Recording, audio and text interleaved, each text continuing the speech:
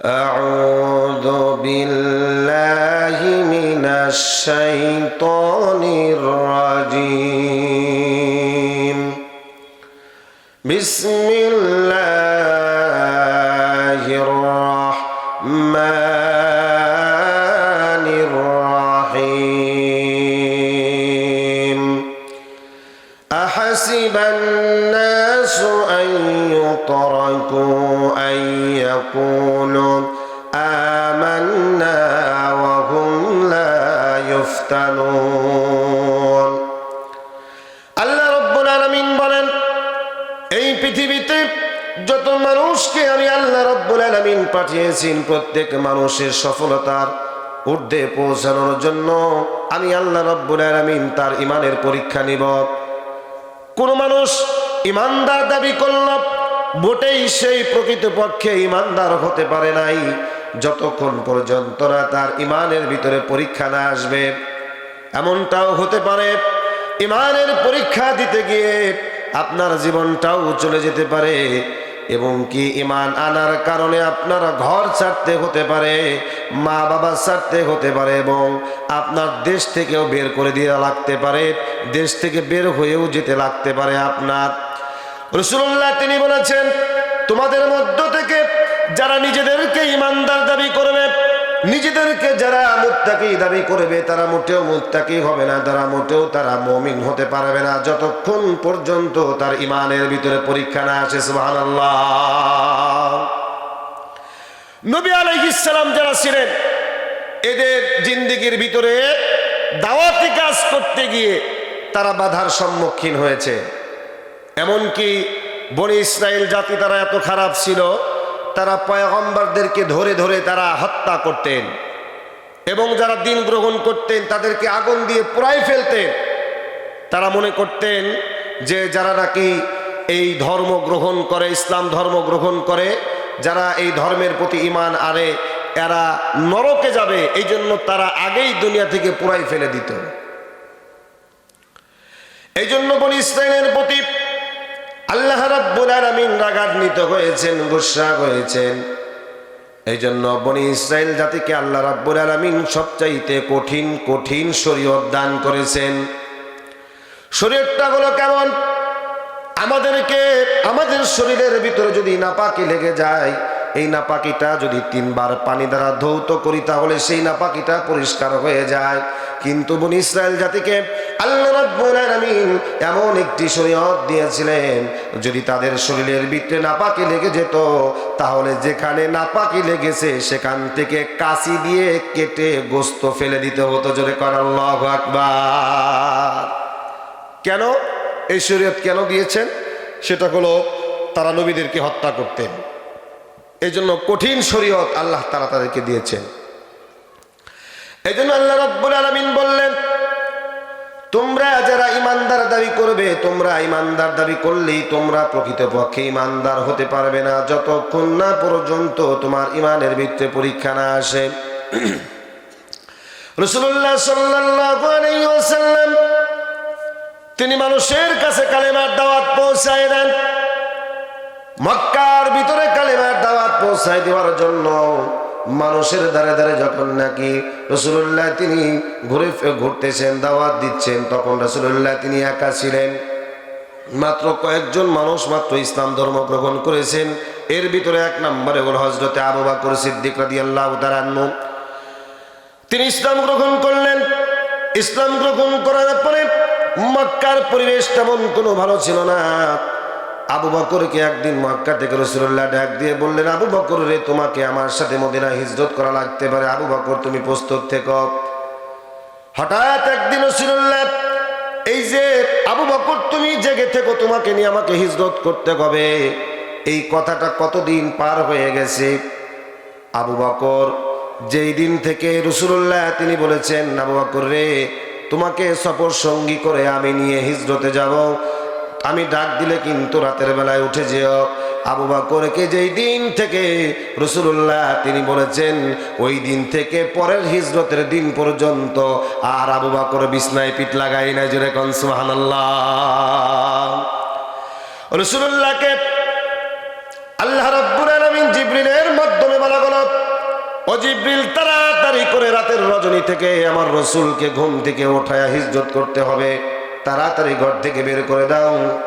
এবার রাসূলুল্লাহর কাছে জিবরিল আমিন আসলেন আর বললেন, ইয়া রাসূলুল্লাহ, ইয়া হাবিবাল্লাহ, তাড়াতাড়ি করে ঘর থেকে বের হন, আল্লাহ রাব্বুল আলামিন আপনাকে হিজরতের অনুমতি দিয়েছেন। এবার জিবরিল আমিনের কথায় আল্লাহর রাসূল উঠলেন আর বললেন, ইয়া রাসূলুল্লাহ, আপনি ঘাবড়ায় যাবেন না, আপনার ঘরের চতুর্পাশ দিয়া কাফের বেঈমানেরা আপনাকে হত্যা করার জন্য দাঁড়িয়ে আছে, আপনি ভয় পাবেন না। দুনিয়ার কোনো মানুষও যদি আপনার সাথে না থাকে কোনো যায় আসে না, কিন্তু আপনার সাথে আমার আল্লাহ রাব্বুল আলামিন আছেন। জোরে কোন সুবহানাল্লাহ। ভাইরা আমার, বন্ধুরা আমার, এবার রাসূলুল্লাহকে বলা করে, হে নবী, তুমি এক মুষ্টি বালি হাতে নাও। আর রাসূলুল্লাহ তিনি আলীকে ডাক দিয়ে বললেন, আলী রে, আল্লাহর পক্ষ থেকে আমার হিজরতের ঘোষণা এসেছে, আমি এখন হিজরতে চলে যাব। আমার বিছানার ভিতরে তুমি চাদর মোড়া দিয়া শুয়ে থাকো। আলী রাদিয়াল্লাহু তাআলা তিনি ডাক দিয়ে বললেন, ইয়া রাসূলুল্লাহ সাল্লাল্লাহু আলাইহি সাল্লাম, আমি বুঝতে পেরেছি আপনি হিজরত করতে যাবেন, আপনার বিছানায় আপনার চাদর গায়ে দিয়ে আমি আলী শুয়ে থাকবো। আমি আলীকে তারা মুহাম্মদ সাল্লাল্লাহু আলাইহি সাল্লাম মনে করে তারা জনমের মতো বিদায় করে দিবে। ইয়া রাসূলুল্লাহ, আমার কোনো আফসোস নাই, আমার আরো আনন্দের বিষয় হলো এটাই, আমি আলীর জানের বিনিময় আল্লাহর রাসূল সাল্লাল্লাহু আলাইহি সাল্লাম দুনিয়ার জিন্দেগিতে জীবিত আছেন। জোরে কোন সুবহানাল্লাহ। আলী শুয়ে থাকলেন। এরপরে রাসূলুল্লাহকে বলা হলো, হে রাসূল, শাহাতিল ওযু বলে আপনি এক মুষ্ট বালিতে আপনি ফু দেন, আর এই বালকণাটি যে কোনো একদিকে আপনি নিক্ষেপ করেন। আল্লাহু আকবার জোরে বলেন। এই বালিগুলো রাসূলুল্লাহ তিনি এক মুষ্টি বালু নিলেন আর শাহাতিল ওযু বলে তিনি নিক্ষেপ করলেন একদিকে। আল্লাহ রাব্বুল আলামিন এই বালির কণাগুলো প্রত্যেকটা কাফেরের চোখে পৌঁছাই দিলেন। কাফের বেঈমানেরা চোখগুলো মলতে থাকলো। এদিক দিয়ে রাসূলুল্লাহ তিনি ফাঁকা পেয়ে তিনি দৌড়ে চলে গেলেন হযরতে আবু বকর সিদ্দিক রাদিয়াল্লাহু তাআলা নূর বাড়িতে। ওই সময় গভীর রজনী ছিল। আবু বকরকে ডাক দিয়ে বললেন, মৃদু কণ্ঠে অস্ত কণ্ঠে ডাক দিয়ে বললেন, আবু বকর, আমি রাসূল এসেছি, দরজা খোলো। আবু বকর এক ডাক দিতে দিতে আবু বকর দরজাটা খুলে দিলেন। আল্লাহ রাসূল অবাক হয়ে ডাক দিয়ে বললেন, আবু বকর, তুমি কি রাতের বেলায় ঘুমাও নাই? আবু বকর ডাক দিয়ে বললেন, আল্লাহর কসম করে বলি নবী, যেই দিন থেকে মক্কা থেকে আপনি বলেছেন আমাকে হিজরতের সঙ্গে নিয়ে যাবেন, সাথী বানাবেন, আল্লাহর কসম করে বলি সেই দিন থেকে বিছানায় আর কোনোদিন পিঠ লাগাই নাই। ও রাসূল, আমি সেই দিন থেকে আজ পর্যন্ত বিছানার ভিতরে আমি পিঠ না লাগাই, আমি দরজার সাথে পিঠ লাগাই আমি হেলান দিয়ে ঘুমাই। ইয়া রাসূলুল্লাহ জি সাল্লাল্লাহু আলাইহি সাল্লাম, ওগো রাসূল, শুধু আমি একলা নয়, আমার যে কন্যাটা আছে, আমার কন্যাটা সারা রাত পর্যন্ত জেগে থাকে, কবে আপনি আসবেন? আর মরুপ্রান্তর পথে আপনার সাথে হিজরত করতে হবে, সেখানে কোনো পানি থাকবে না, খাবার দাবার থাকবে না। গো রাসূল, আমার মেয়ে প্রতিদিন রাতের বেলায় রুটি বানায় আপনার জন্য অপেক্ষায় বসে থাকেন। সুবহানাল্লাহ জোরে গান। রাসূলুল্লাহকে আবার বললেন, ও আল্লাহর রাসূল, ও আল্লাহর পয়গম্বর,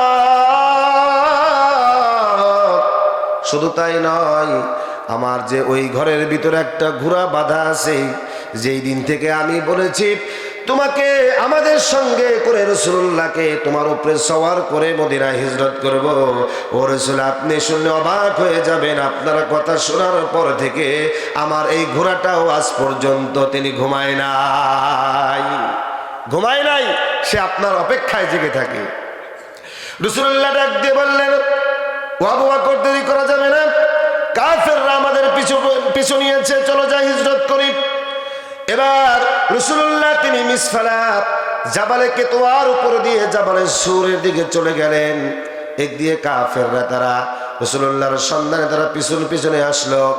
মক্কার কাফেররা এত বিচক্ষণ ব্যক্তি ছিল, তারা মক্কার কাফেররা এত বিচক্ষণ, এত চালাক ছিল, তারা এই উটের লাদা দেখে, পায়খানা দেখে তারা বুঝতে পারতো যে এটা কোন গোত্রের উট। এত বিচক্ষণ চালাক ছিল তারা। রাসূলুল্লাহ সাল্লাল্লাহু আলাইহি সাল্লাম তিনি বলেন, ও আবু বকর তাড়াতাড়ি করে হিজরতে চলে যাই, কাফেররা পিছু নিয়েছে। যেদিক দিয়ে রাসূলুল্লাহ তিনি গিয়েছেন সেই পায়ের ছাপ দেখে দেখে কাফেররা রাসূলুল্লাহর পিছু নিয়েছে। এবার রাসূলুল্লাহ তিনি যাবারে ছুটে গেলেন, কেমন জানি শুভে সাদিক হয়ে যাওয়ার সময় হয়ে গেল। এবার রাসূলুল্লাহ তিনি আবু বকর ডাক দিয়ে বলেন, ইয়া রাসূলুল্লাহ সাল্লাল্লাহু আলাইহি সাল্লাম, শুভে সাদিক হয়ে গেছে, মনে হয় আমরা ধরা হয়ে গেলাম। আল্লাহর রাসূল ডাক দিয়ে বললেন, ও আবু বকর তুমি ভয় পেও না, আমাদের সাথে দুনিয়ার কোনো মানুষ যদি না থাকে তাহলে আমার আল্লাহ রাব্বুল আলামিন আমাদের সাথে আছে, ভয় পাওয়ার কোনো কারণ নাই। আবু বকর দেখলেন একটা ছোট্ট একটা গুহা দেখা যায়। আবু বকর ডাক দিয়ে বললেন, ওগো রাসূল আসেন আমরা আত্মগোপন করি গুহার ভিতরে। এবার রাসূলকে ডাক দিয়ে বললেন, ওগো রাসূল আপনি গুহার ভিতরে নামার আগেই আমি আবু বকর গুহার ভিতরে নেমে দেখি এটার কি অবস্থা। আবু বকর নেমে গেলেন, এই গুহাটা সুন্দর করে পরিষ্কার করলেন। পরিষ্কার করার পরে দেখা গেল কয়েকটা ছিদ্র দেখা যায়। আবু বকরের গায়ের চাদর দিয়া এই ছিদ্রগুলো তিনি বন্ধ করে দিলেন, কিন্তু একটা মাত্র ছিদ্র ছিল, যেই ছিদ্র পূরণ করার মতো বন্ধ করার মতো কোনো জিনিস ছিল না। এবার আবু বকর রাদিয়াল্লাহু তাআলা আনহু তিনি রাসূলুল্লাহকে বললেন, হে রাসূল আপনি আসেন। গুহার ভিতরে রাসূলুল্লাহ তিনি নামলেন। আল্লাহ পাক রব্বুল আলামিন কাফেরদেরকে এমন বানায় দিলেন, কাফেররা যেমন চিনতেও পারে নাই, ওই কয়েক মিনিটের ভিতরেই আল্লাহ রব্বুল আলামিন মাকড়সার জালের মাধ্যমে গর্তটাকে মুখ আটকায় দিয়েছেন। সুবহানাল্লাহ জোরে কান। এই জন্য যারা ঈমান আনে আর ঈমানের জন্য যারা কষ্ট করে তাদেরকে আল্লাহ রাব্বুল আলামিন এভাবেই আসমান থেকে নসরুম করে দেয়। সুবহানাল্লাহ জোরে বলেন। এবারে কাফের বেঈমানরা একেবারে গর্তের মুখোমুখি চলে গেছে। আবু বকর ভয়ের চুটে কেটে দিয়েছেন আর বললেন, ওগো রাসূল হয়তোবা ধরা খেয়ে গেলাম, এবার যদি ধরা খেয়ে যায় বাঁচার কোনো কায়দা নাই।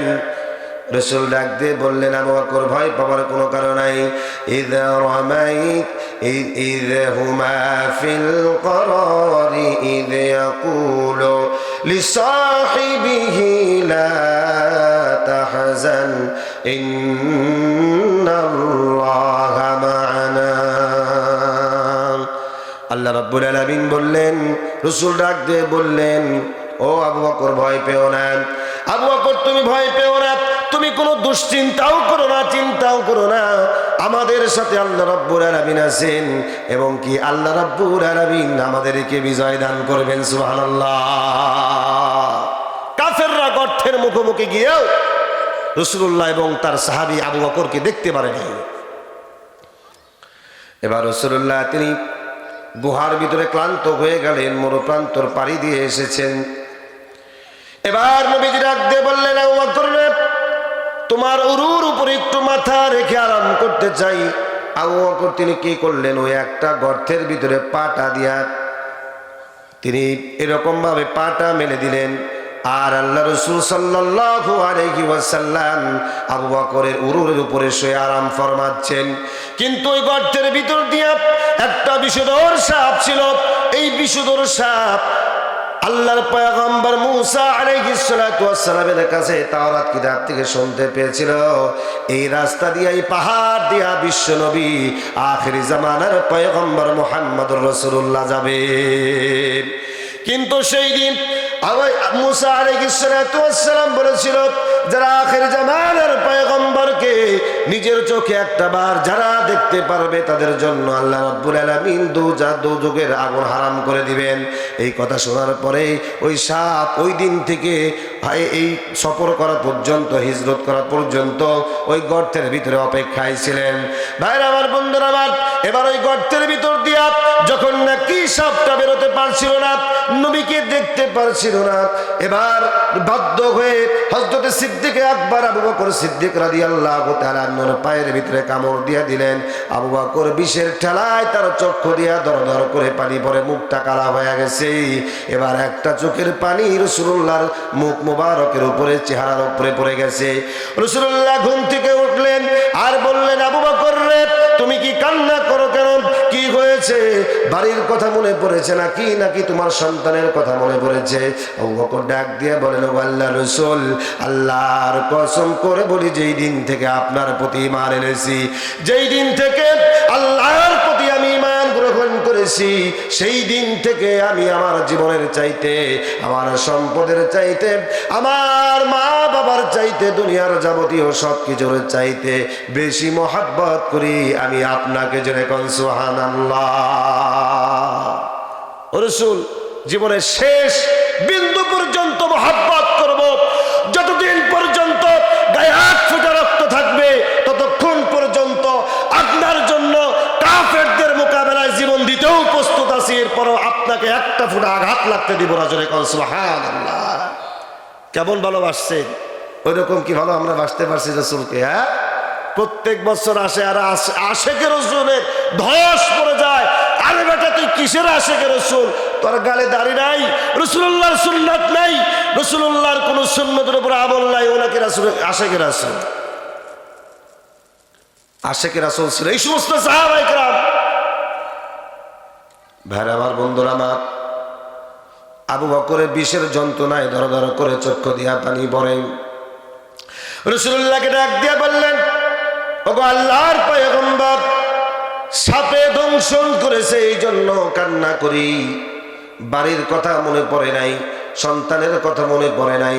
বিষাক্ত সাপ আমাকে ধ্বংসন করেছে, আমাকে কামড় দিয়েছেন, তার ব্যথার যন্ত্রণা সহ্য করতে পারি না রাসূল। রাসূল তিনি বললেন, আবু বকর রে, তুমি আগে কেন বললে না? আগে কেন বললে না? তাহলে তো এত কষ্ট হতো না। রাসূলুল্লাহ তিনি তার জবান থেকে, মুখ থেকে একটু লালা মুবারক বের করে দিলেন। লালা মুবারকটা সেই ক্ষত স্থানে লাগাই দিলেন। আল্লাহ রাব্বুল আলামিন রাসূলুল্লাহ লালার ভিতরে এমন অ্যাসিড রেখে দিয়েছেন, এমন ওষুধ, এমন শেফা রেখে দিয়েছেন, আবু বকরের পায়ে লাগাই দেওয়ার সঙ্গে সঙ্গে আবু বকরের দেহ থেকে সাপের বিষ পানি হয়ে গেছে। সুবহানাল্লাহ। এই জন্য বৈজ্ঞানিকরা বলেছেন, এই প্রত্যেক মানুষের মুখের থুতু হচ্ছে একটা অ্যাসিডের মতো। অ্যাসিড, প্রত্যেক মানুষের মুখের লালা এটা হচ্ছে অ্যাসিড। এই মুখের যে লালাটা থাকে, এই লালাটা যদি শুকায় যায় মানুষের, তাহলে মানুষের খাদ্য খাবারের পাকস্থলীগুলি শুকায়া যায়। মনে রাখবেন, এই খাদ্য খাবারের যেটা আমরা গ্রহণ করি, খাই, এই খাদ্য খাবারের সাথে আমাদের লালা যায়। এই লালা দ্বারা খাদ্য খাবারগুলো হজম করতে সহায়তা করে। সুবহানাল্লাহ। এই জন্য এই লালাটাও, এই জন্য একটা হাদিস এসেছে, তোমরা থুতু, মুখের থুতু তোমরা সব জায়গায় ফেলবে না, কারণ মুখ যেমন পবিত্র, মুখের থুতু তেমন পবিত্র। সুবহানাল্লাহ জোরে বলেন। একটা জায়গায় একটু অ্যান্টিসেপটিক হয়ে গেছে, কেটে গেছে, সেপটিকের জন্য একটু মুখ থেকে লালা মুবারক লাগিয়ে দেন, আর 7 বার সূরা ফাতিহা পড়ে ফু দেন। রাসূলুল্লাহ তিনি বলেছেন, সঙ্গে সঙ্গে রক্ত পড়া আর এবং জ্বালা পোড়া এবং আল্লাহর কোরআনের বরকতে আল্লাহ তাআলা সেখানে তোমাকে শেফা বানায় দিবেন। সুবহানাল্লাহ জোরে কর। তার মানে এইরকম মনে করেন না যে হাত ভাঙছে, পা ভাঙছে, সূরা ফাতিহা বললেই মনে হয় জোড়া লেগে যাবে, ডাক্তারের কাছে যাওয়ার দরকার নাই, এরকমটা মনে করা যাবে যাবে না, ভুল বোঝা যাবে না। ওই একজন দিনে শুধু খায়, খেতে খেতে সে অনেক মোটা হয়ে গেছে। তো একজন বলতেছে, মিয়া তুমি এত খাওয়া খাও, মরার কি শখ জাগছে নাকি? তখন বলতেছে, ভাই মুখে তো রুচি অনেক বেশি, খাবার তো কমাই খেতে পারি না। তুমি মিয়া ডাক্তার দেখাও। ডাক্তারের কাছে গেছেন, ডাক্তার দেখলেন যে না, আপনি তো খাবার তো কমাতে হবে, তা না হলে তো কয়েকদিন পরেই তো কবরের যাত্রী হিসেবে আপনাকে চালান দেওয়া হবে, এই জন্য আপনি খাবার দাবার কমান।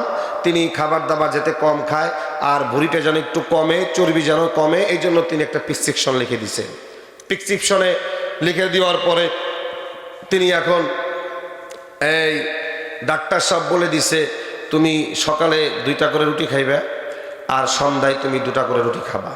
হ্যাঁ, ডাক্তার বলে দিছে যে এই ওষুধগুলো খাবে, আর সকালে 2টা রুটি খাবে, রাতে 2টা রুটি খাবে।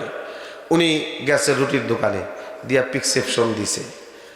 রুটিওয়ালা দোকানদার একটু অল্প শিক্ষিত ছিল, সে বলতেছে, মিয়া ফাইজদামি করো, এটা কি ডাক্তারের প্রেসক্রিপশন, তুমি আমার দোকানে আসছো কেন?